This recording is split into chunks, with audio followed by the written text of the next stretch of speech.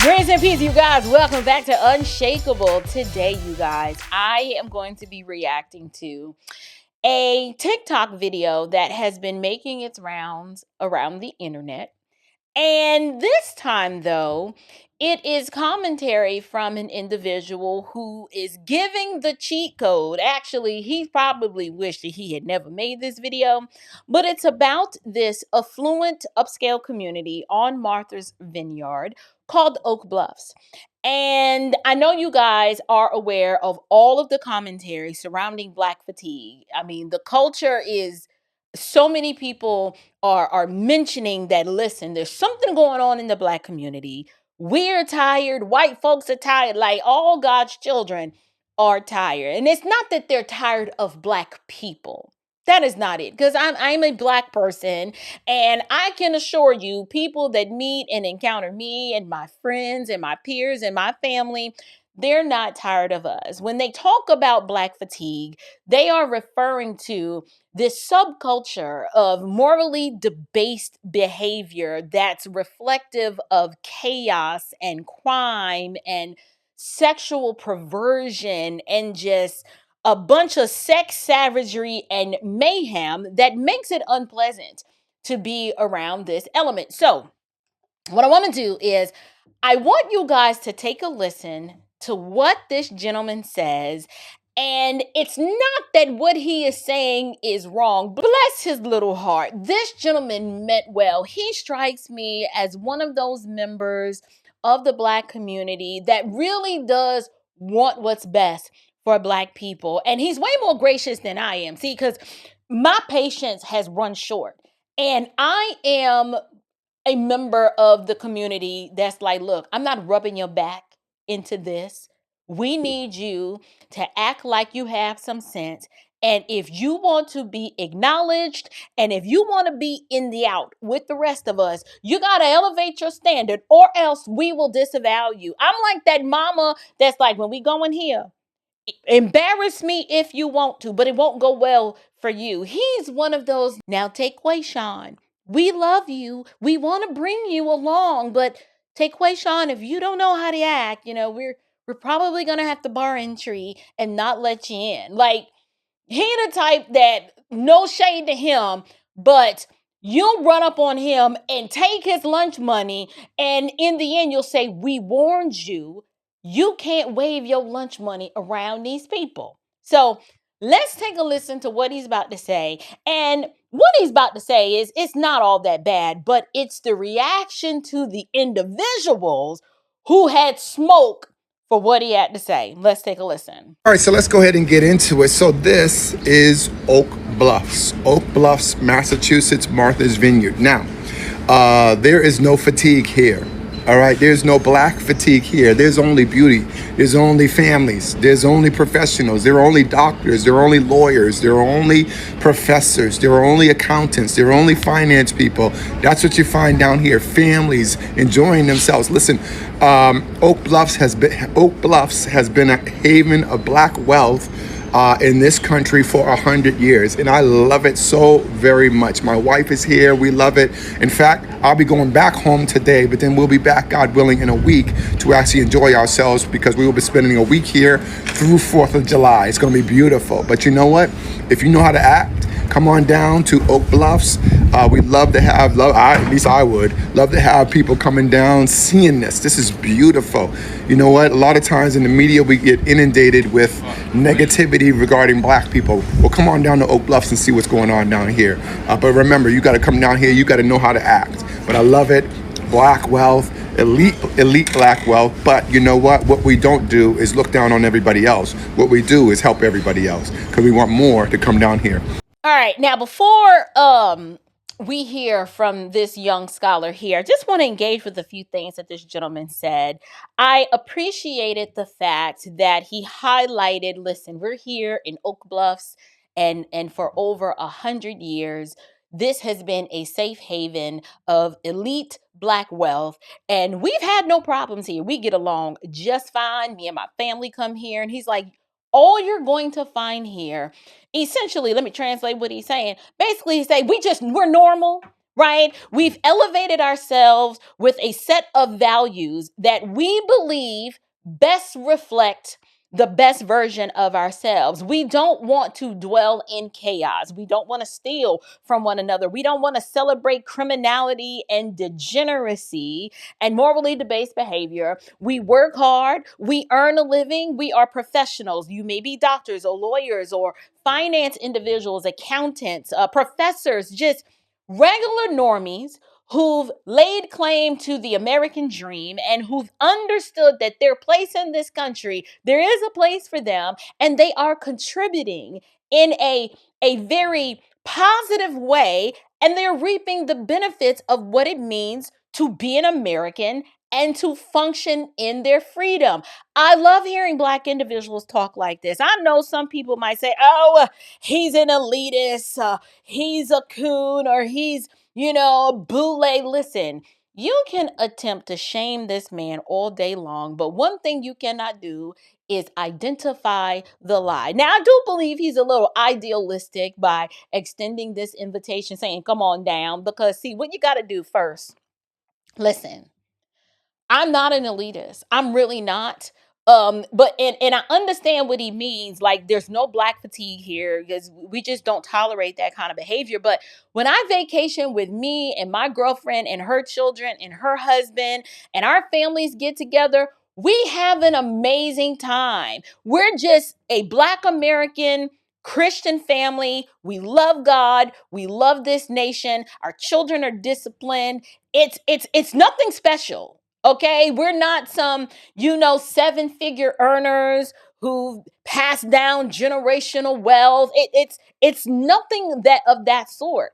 We're just regular people who we self-regulate. We don't want anything from the government. We work hard as unto the Lord with our hands, earning a living, and we're just trying to enjoy the fruit of our labor. I understand what he's saying, but he's extended this invitation to individuals saying, look, I'm not gatekeeping. But what he fails to understand is if you extend this kind of invitation to just randos who don't understand the assignment, who don't even understand the cultural dynamic that undergirds what makes Oak Bluffs so beautiful, I can guarantee you, I can show you better than I can tell you, you let these people come to your community and it's going to look like the hood. Now, granted, most people, the average person, probably cannot afford to vacation here, but I am telling you what I know. You have to gatekeep places like this if you want it to remain the way that it is. They need to understand the rules and they need to be able to self-regulate, or else you need to bid them a goodbye. I don't think there's anything wrong with that. It's no different than if an element, this may sound offensive, of some white trash tried to roll up into Oak Bluffs and they don't look the part. They're coming in there, they got moonshine, they chewing snuff. Okay, they doing what that element does. They would be treated the same way. I hope people understand this is not about color or ethnicity. It is about culture. It is about, do you understand the social etiquette required for you to be here? If you've not been trained in the rudiments of those things, it's best that you stay away. Now, we're about to listen to this big back bison right here, who she represents one of the individuals I'm talking about, where they don't understand the social graces. They lack the social etiquette, and they believe because they are entitled that they should be allowed to come and crash and ruin everywhere they go simply because they are entitled and feel that they should exist. Let her tell you better than I can. If I gotta be a good little nigga to go there, I don't want to go. See, this is what I'm talking about. Why I got to be that? You got to be a good. No, we're not. First of all, the pejorative be a good little N word. That's the problem. If you have to ask that question in order to be able to enjoy a particular spot, that means you're not supposed to be there. You are the one that he is talking about. You're the one that's gonna come to the restaurant overeat all the food, get mad that your order is messed up, want to fight the hostess, want to fight the server, be throwing stuff all over the place, don't leave a tip, expect unlimited crab legs, complain about the prices. You are the one that he is talking about. Your types, you're not welcome. That's who he's talking about. You have to give me a disclaimer just because I'm black that I need to act a certain kind of way. You ain't gotta worry about it. I don't need to be there. It's not a disclaimer because you're black. He's giving the disclaimer because you're ignorant. That's what it is. And I know y'all like, April, that is such a harsh way to put it. How else do you want me to describe someone who can take a message? This man he was way more gracious than I ever could be. He was so nice, opened up the invitation. Hey, you can come. We want you here. Just don't bring your black fatigue. And she's like, if you have to give a disclaimer to me, then I don't want to go. Good. Please stay your uncultured big back bison behind way over there. You need not apply. You need not come because you're the one that's going to ruin it for everybody else. I was looking at some of the comments under this video who were like, bro, why don't be telling them where we at? Don't be telling them where I am. It's not because she's black. She's actually one of the light brights. Y'all know in black culture, they got this colorism thing. She's one of the light brights. This goes to show you it's not because you're black. It's not. It's because your behavior is a reflection of the subculture that you've adopted and brought in and made it your own. And there are some of us in the black community that are saying, no, you keep that. Do not taint the rest of us with your stir-fried foolishness. We don't want no parts of this. And there's a clear line of demarcation between you and the rest of us. You are the ones, the usins over there. You can't go to Oak Bluffs because you're going to ruin it because first of all, the chronic victim, as I'm always saying, can never be trusted. You try to give them the benefit of the doubt. As sure as the day is long, they will not prove you wrong because they're going to show out just like this. She's actually mad and took personal offense because a man gave out an invitation and just laid out what the standard is. What is the standard? If you come here, you come enjoy yourself, but there's no black fatigue here. It's just professionals, working class people, upper middle class people. This is a haven for black wealth, and we love it here. It is beautiful here. We want you to come. We're not trying to gatekeep, but we do need to let you know what the standard is before you come. She's already telling you, I'm not going to submit myself to your standard because I'm an orangutan.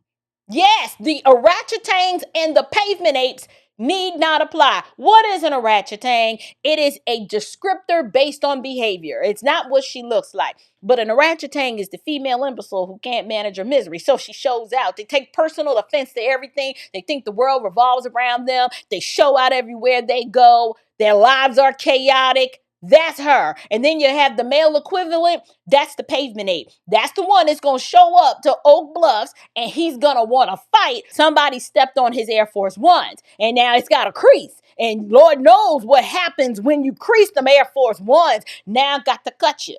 Okay. And then the local police over in Oak Bluffs going to be like, who invited them? Who told them about our safe haven and our little slice of joy?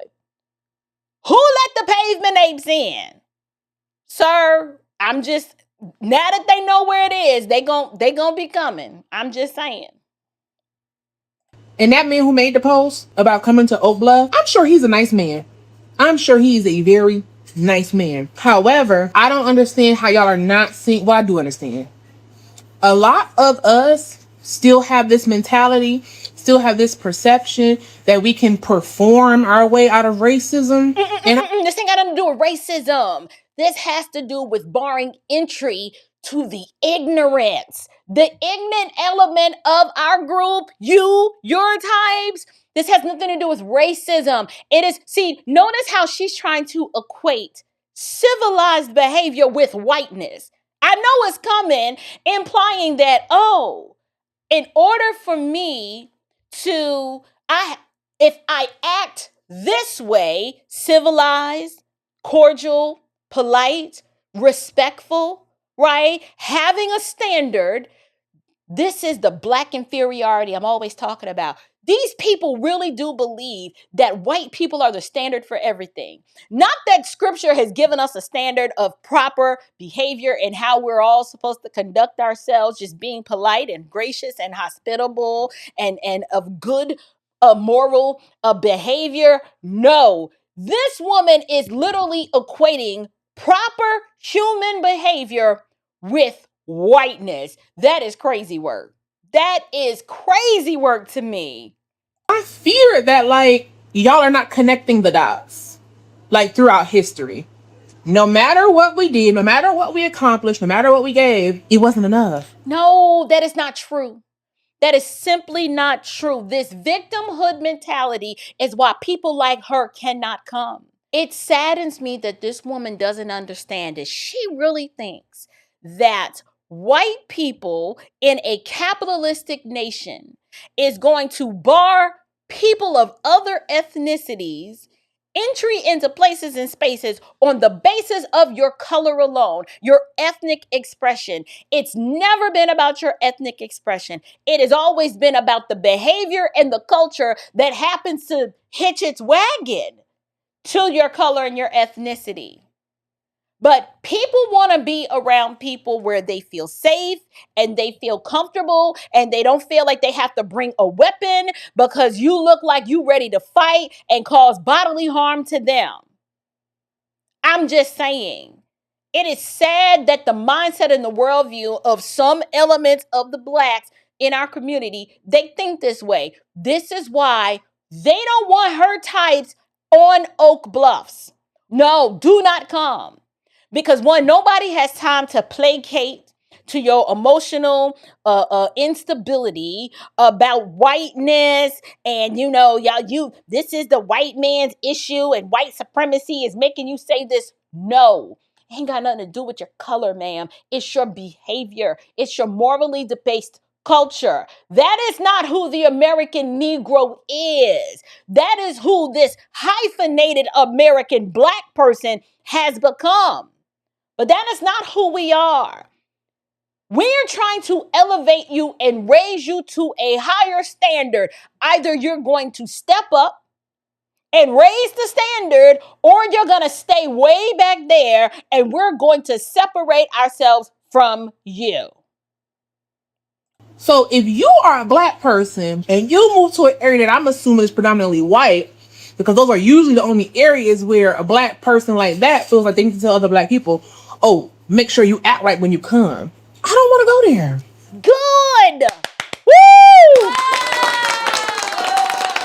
She's getting the message. She's getting the memo. Please stay in the hood with Taquayshawn and Shaquana in them and Star Keisha. We want y'all to stay over there because we're trying to elevate you and help you to understand the way the world works, but you're stiff-necked and you're hard-hearted. And so some of y'all ain't gonna get it. And you happen to be one of those. So don't worry about it. Don't worry about it. Your invitation to Oak Bluffs has been revoked. What he is telling you, look, if you want to come, we welcome you here. But leave your black fatigue before you cross that bridge into this community. We will not tolerate it here. We'll lock your behind up in a minute. We believe in law and order here. We're not going to have any teen takeovers in Oak Bluffs. We're not doing any of that because it makes for a very unpleasant living environment for all involved. And we don't want that. It is sad that people like me have to make a video to explain to people like this that they are the problem. And this is why we can't have nice things. And it has nothing to do with whiteness or blackness. It is simple. It is simply civility versus chaos and moral corruption. That's it. You can be of any ethnicity, but if you lack civility and if you have all this moral corruption, people don't want to be around you. Period. I don't want to go. I don't even understand why y'all still aspire to be in predominantly white areas. He just told you that Oak Bluffs is the haven where predominantly black people go, but it's predominantly black people with a different culture and a different mindset. Nobody is running to be where white people are. And the fact that you think that that's what so many of us aspire to is part of the problem. We would love to be in an area where it's mostly us if the usins knew how to act. But it's too many of y'all who are not getting it. And no matter how many times we try to explain it, you ruin it for everybody else. And so we don't hate you, nor do we hate ourselves. We hate your morally debased culture, your trash character, and your bad outcomes. And we don't want to rinse and repeat that and have our children around it. I don't want my boys thinking, oh, so the latest fashion style is for me to have my underwear hanging out and my pants sagging. Yeah, no. My boys have known from a very young age, we don't leave the house that way. Not as a member of this family. Try that foolishness if you want to. And just like my girls understand, no. You will leave this house representing the Chapman, I was about to say the Chapman brand. Well, I guess it is a brand, but representing the Chapman family well. If you leave out here and you embarrass your father, it's going to be a problem. My children understand that. And they know when we go out on vacation or we go to the grocery store, you don't just represent yourself. You represent a family name. Your father gave you that name and he expects for you to uphold that name with the utmost respect and dignity. And when you fail to do so, oh, don't worry. We will check you. We will check you. Spaces. Like, but yeah, no matter what, it's not going to be about whether or not you know how to act. That's the bigger picture. And the message that was sent was, I need to tell y'all how to act before y'all come out here because y'all are black. No, it ain't because you're black. It's because y'all's behavior demonstrates that you don't know how to act. Why is she not getting this? Lady, are you purposely being obtuse? Come on now. Something is obstructing your ability to be sober minded about this. I refuse to believe that you just don't get this. He is giving the disclaimer because black fatigue is real.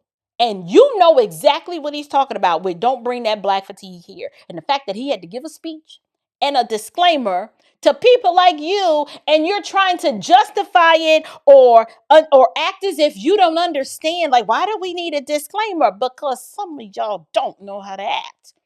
And it's demonstrated every time on social media. You demonstrate it all the time. Someone says something to you that you don't like, all you know how to do is pop off. You got one temperature, hot. No de-escalation. No, okay, let's reason together and come to some amicable agreement. You don't know nothing about that. All you know is a ratchet tang and pavement ape behavior. Hence the term black fatigue. And y'all have no home training. And let me just say this. So there's this video going around about this black gentleman who's talking about Oak Bluffs or whatever, and he's saying, this is where this is where black wealth is. You'll find your doctors, your lawyers, your finance bros here. There's only black wealth. There's no black fatigue. And I have a problem with that. And it's not because I can't afford to be there. I mean, whatever. But as a black person, using the term black fatigue just only reinforces white rhetoric, okay? Oh Lord, listen, I don't got time for this.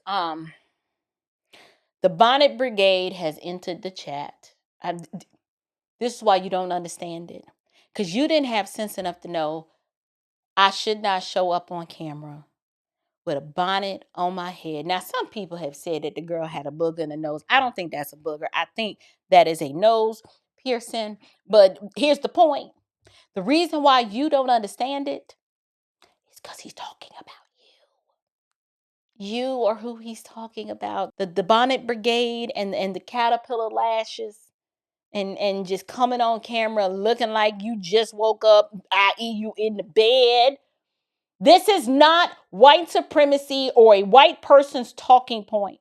It is sad that we have to explain to our own people that you should have a higher standard for yourself, and you don't need to be worried about what white people think about you. You should be concerned about what you think about you, and the fact that you don't.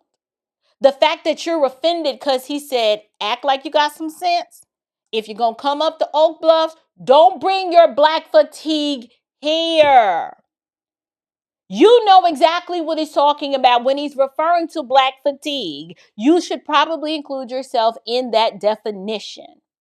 Listen, at the end of the day, I didn't expect for this video to be this long, but I wanted to react to the initial video that has sparked all of this outrage. I completely understood what he meant about the black fatigue. He's not referring to saying, listen, you know, a lot of this, some of this may have something to do with socioeconomic standing, but I disagree because my grandmother came from meager, like very meager beginnings. But when she left the house, she had her gloves on and her purse, and she understood, when I leave this house, I don't want to represent, you know, just the lower, the morally debased aspects of the culture. They always understood, regardless of how much money that you had, that sensibilities and having good moral character and presenting the best version of yourselves so that you could elevate yourself, even if it was just mentally. They understood how important that was, and they knew that it was an example that they would model before their children so they could learn how to act. Somewhere along the line, there's been a disconnect. Y'all weren't raised right. Your mamas let you act any old kind of way. You act like you was raised by wolves or raccoons behind a Popeyes, like I said in my last video, and it shows. And now that aspect of the culture has spilled out into the public, and y'all are embarrassing everybody, and you actually bring down the cultural dynamic and the ability to just enjoy public spaces, because when y'all show up, it's time to clear out, because we already know it's either going to be a fight, something's going to happen that's going to ruin it for everybody, because y'all lack emotional intelligence and social regulation. For whatever reason, y'all can't regulate yourselves. And so now then the law enforcement, then you got to call the white man to come control you because you can't even control yourself. Listen, at the end of the day, I'm curious to know, was this man wrong in his commentary? I thought this was probably one of the most gracious appeals to counteract the negativity associated with black fatigue. He was so nice. He extended, I wouldn't have, but he extended the invitation saying, listen, we want you to come. Just don't bring the black fatigue. It demonstrates that you're darned if you do and darned if you don't, that no matter how you say it, the chronic victim they're always offended, and you can't trust them. Because no matter what you say, they're going to show out and find a reason to be perpetually outraged. But I do want to hear from you. You guys, leave me your comments down in the box below. And until next time, you guys, stand firm, stay bold, and above all else, stay unshakable. Grace and peace.